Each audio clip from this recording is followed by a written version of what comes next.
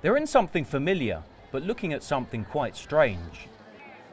This is Haiti, and the people in the John Deere Gators are Canadians. Two different worlds colliding. We got the option to come from work. They were sending a bunch of people to see what we are donating money to, and I thought it'd be a great life experience. It's something different, and it was a week away. Joanna works for Premier Equipment, a 10-store John Deere dealership with headquarters in Elmira, Ontario. John Deere is one of the world's biggest suppliers of agricultural machinery. 7 more Premier staff are with Joanna on this trip. I work for Premier Equipment in our Cortland store, which is kind of the banana belt of Premier Equipment. We grow a lot of different types of crops, right from tobacco, ginseng, corn, soybeans. We've got a lot of diversity in our trade area, and I'm working there as a salesman. Others are technicians and mechanics, whose comfort zone is tractors, combine harvesters and gators. But not this. There's even a nervous computer guy. I expected the worst. Tons of hungry people, terrible living conditions, just death, disease, the little kids with flies in their eyes, and that's what you expect. And Haiti is a country with serious problems.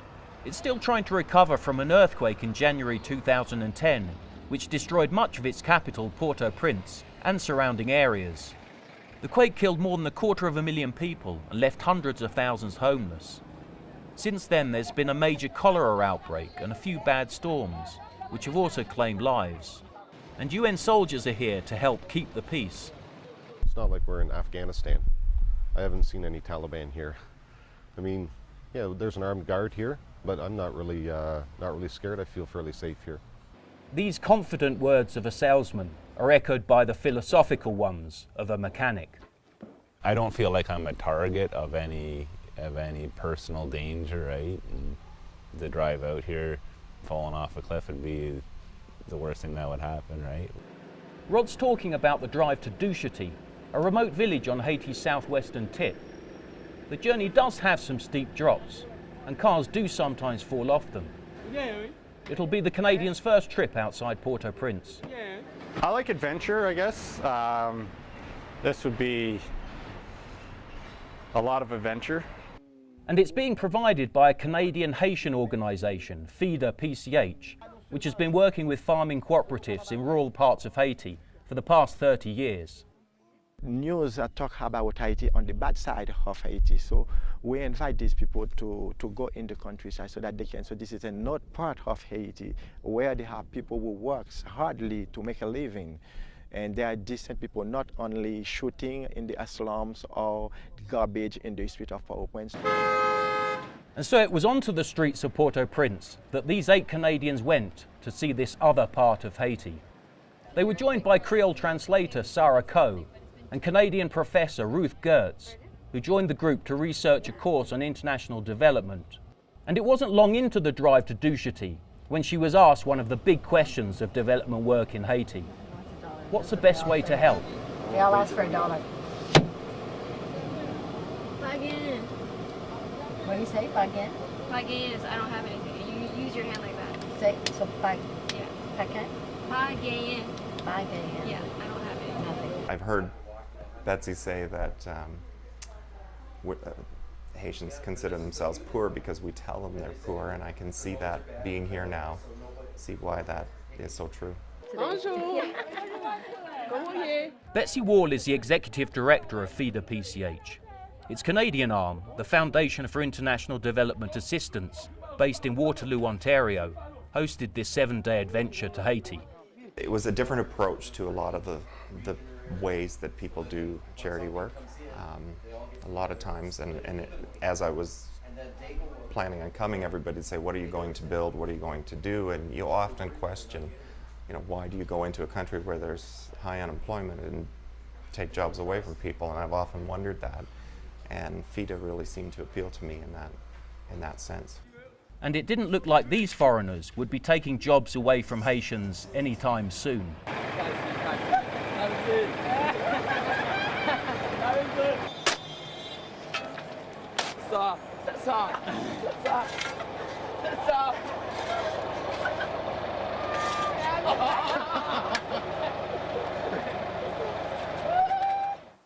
Douchety can come as a shock to those who've only been told about the bad side of Haiti.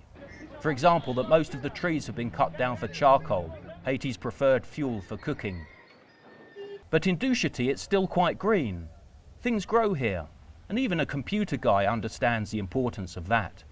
I mean, let's face it, it's the roots of every society. As much as they say agriculture doesn't matter as much, but I mean, you're getting money from the ground, then you go to the city and spend it, and that keeps the economy going. So if you support agriculture, you'll have a strong society. And a strong society is the vision of FIDA PCH in Douchety. Productive Cooperatives Haiti, the Haitian arm of FIDA PCH, is focused on promoting cooperatives where members get more benefits than just agriculture, such as learning to read and write, no matter how old they are.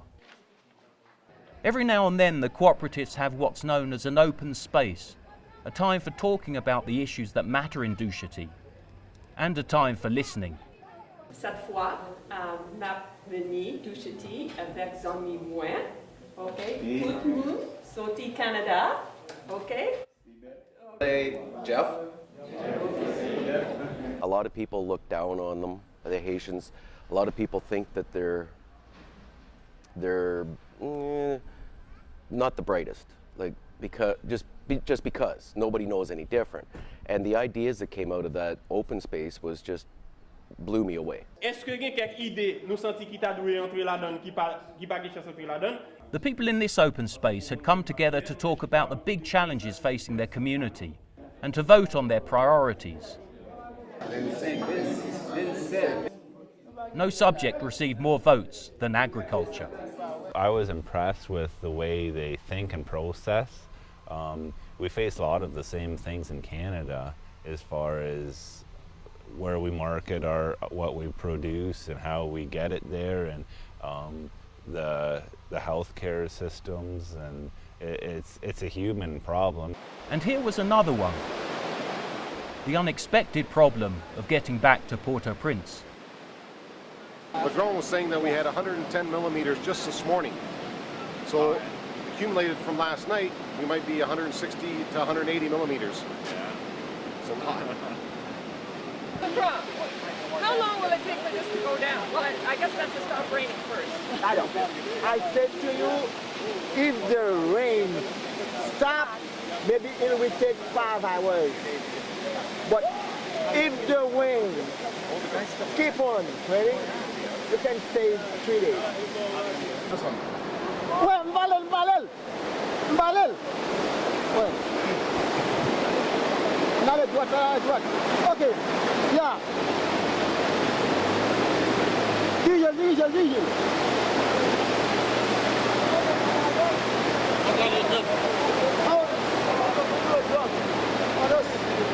That's just after some heavy rain. Hurricanes can do more damage. The south of Haiti might have lost nearly 3/4 of its crops when Hurricane Sandy swept through last November. Life will eventually get back to normal here.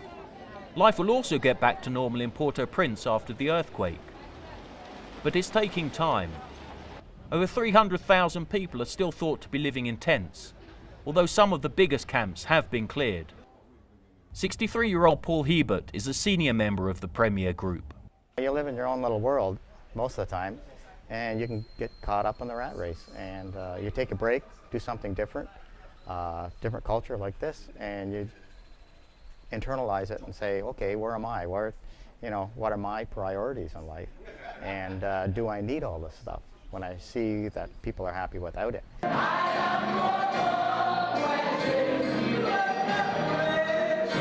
Probably not everyone in Haiti is happy, but if many seem to be, Veniel Jean might have an explanation for it. He's the manager of Wool's International Guest House in Port-au-Prince, where the Canadians are staying. Every Sunday, like millions of other Haitians, he goes to church. The church is different in Haiti than Canada and US. The reason, it's because the rich country, they already have everything. The God for them, it's the money. They don't care about God. They don't know nothing. But in Haiti, it's different. The people take life day by day. It's like they survive.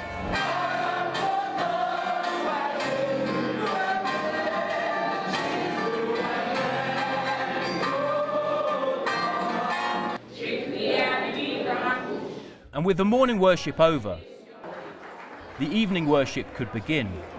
It was the climax of the first ever Haiti Fashion Week, held at one of Port-au-Prince's top hotels. 2 minutes left!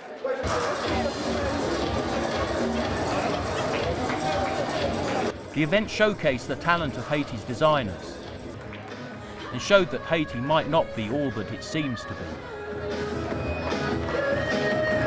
I knew the poor were going to be very poor, and that wasn't a shock to me. It's more the rich side of things that surprised me. Ruth Gertz might be having fewer surprises than the rest. She's already been to Haiti once and has seen other signs of progress. I'm also impressed with some of the artisans and some of their development of people through little cottage industries and how they are engaging mostly women, which really is important to me. So they're working with women and developing their artisan skills. Like the Apparent project, where 230 artisans turn cereal boxes into high fashion jewelry promoted by New York fashion designer Donna Karan. But it's also in the rural mountains where people can point to Haiti's progress. John Deere participate in giving PCH gators so that we can use these gators in building silos for the cooperatives. So now they are here to see the way we use the gators. Rod Freeman volunteered his evenings to prepare the 4 John Deere gators for their voyage to Haiti. Rod, did the gators look like this when they left you? No, they were brand new.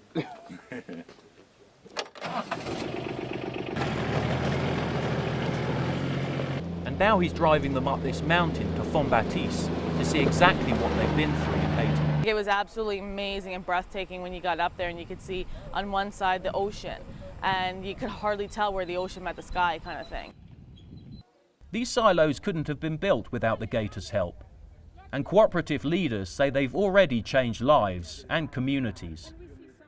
So here you have a great example of the old way and new way of storing seed.